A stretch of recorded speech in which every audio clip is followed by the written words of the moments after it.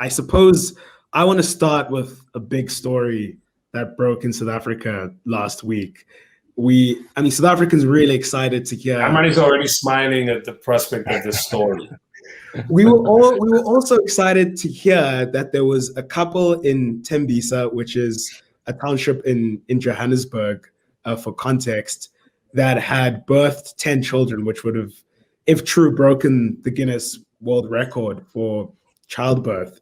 Obviously, this caused a massive social media storm. Everyone was so interested. It was exactly what we all needed right now, just given how COVID is ravaging everyone and everything. And it turned out that it wasn't quite true. So could you just, because we mentioned it on the episode last week, we didn't speak too much about it, but could you maybe just walk us through the story quickly? Yeah, look, I can give you a very brief summary. It's a long story, but it started when the Pretoria News, Peter Mpedi from the Pretoria News published a story stating as a fact that this woman has given birth to a decuplets, I think is the word that we've all learned in the last 2 weeks. It was stated as a fact. There was a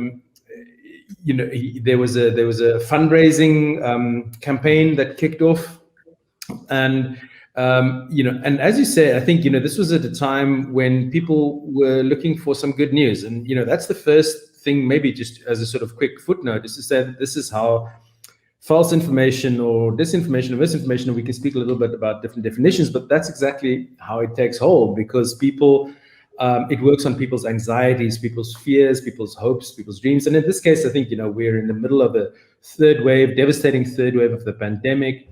Our economy is, not looking good. There's all sorts of corruption allegations against our health minister that just had to take a leave of absence. And in the midst of all this chaos and uncertainty and anxiety, here's this good story.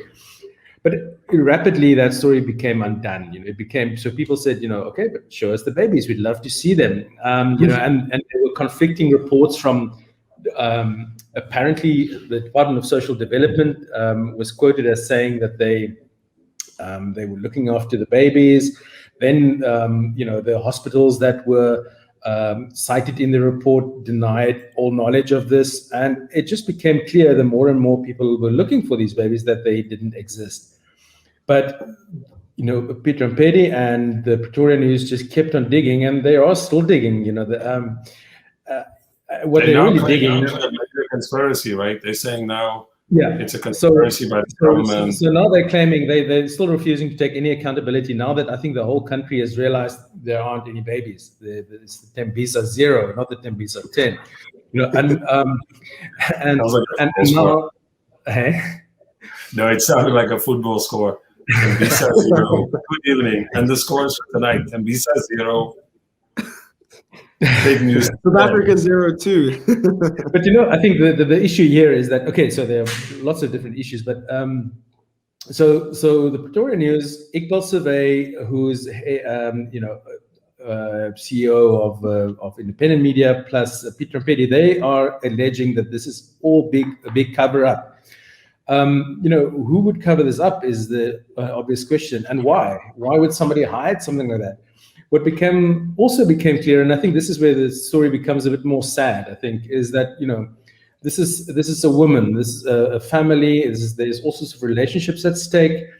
A woman that is, clearly a history also of sort of problematic pregnancies and so on.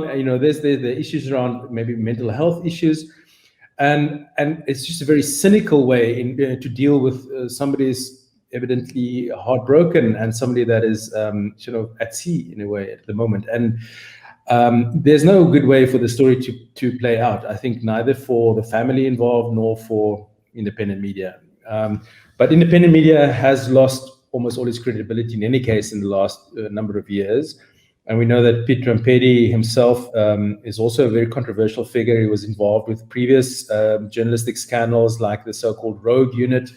There was a South African Revenue Service story that it was published in the Sunday Times when he still worked there, alleging that the South African Revenue Service had a so-called rogue unit that was involved in all sorts of underhand doings and corruption, which later on also appeared to be, a false story. Sunday Times had to retract it. The South African National Editors Forum just launched a massive inquiry into media ethics and credibility as a result of that exact same saga and others. So, it's all sort of a quite worrying indications about the state of at least journalism at independent media. But the big question here is, and I hopefully you could break this down. So the question is like, why does he? You just said he seemed to have lost credibility over previous stories. It's very obvious, and I think I saw a story in Sunday World that somebody was sharing around. It's a South African tabloid, and Herman, by the way, has done some really interesting work on tabloid newspapers and their function, their sort of democratic functions in societies. But there is something here about, like you're pointing out that this IOL, which is one of these the company under which the Pretoria News belongs, has lost a lot of credibility, right, in South African kind of media circles. Similarly, this journalist Peter Ampedi, there's also some issues with his credibility. Yet somehow this stuff persists. So the question becomes, we want to understand, like, why do people believe this kind of, and hopefully you could break this down, like what people call fake news, or what amounts to disinformation. Like, why do these things, why do they stick? Like, why does it seem like for days, even though any person, the first time they heard about the 10 babies, they didn't see the babies, they noticed, you know, you don't have to be a detective or like have a PhD. Some regular people I know were telling me, like, there are no babies there. But why is it that this stuff sticks? So can you get a little bit for us into the I don't want to call it the sociology of this. Like, we want to understand the political, the social conditions that lead to this kind of fake news or disinformation. Look, I think there's a lot in that question. You know, the one question is just on a very individual psychological level, why do people believe it? And, you know, and Will alluded to this right at the start to say, you know, people are looking for some positive news. And I think that is why people wanted this to be true. There are other reasons why once the story became, you know, you can also say that there's another reason why the story happened or was allowed to happen, and that was the breakdown of editorial standards at Independent, which is maybe a slightly different story, but it is connected to sort of the issue of the media as a whole, you know, that I know is the topic of one of the topics of your program, so we can talk about that as well. But I think in terms of why people persist in believing this, you know, one of the narratives that was pushed on Twitter was hands off Peter Rampedi. Rampedi is black excellence, and notably deflecting or denouncing criticism from other news outlets by saying that's the Tuma Mina media. So what they're doing is they're inserting this into the bigger narrative of the ANC's internal struggles. Tuma Mina, you know, is widely associated with Cyril Ramaphosa, which is sort of his slogan. So the radical economic transformation faction was another. So this also, the way that people wanted to believe or did believe, this also related to where they stand on that narrative of, you know, some of the media are dismissed as Tuma Mina media, and others are the sort of independent media who proclaim to be doing the work of radical economic transformation, which of course is just a ruse for them to be doing what they want to do. But and that reminds me, maybe reminds some of the viewers of a much earlier example of disinformation, which was slightly different because it was much more orchestrated, and that's the Bell Pottinger scandal, where the whole narrative of radical economic transformation, white monopoly capital, and so on, really originated in South Africa, where that term was weaponized for the first time.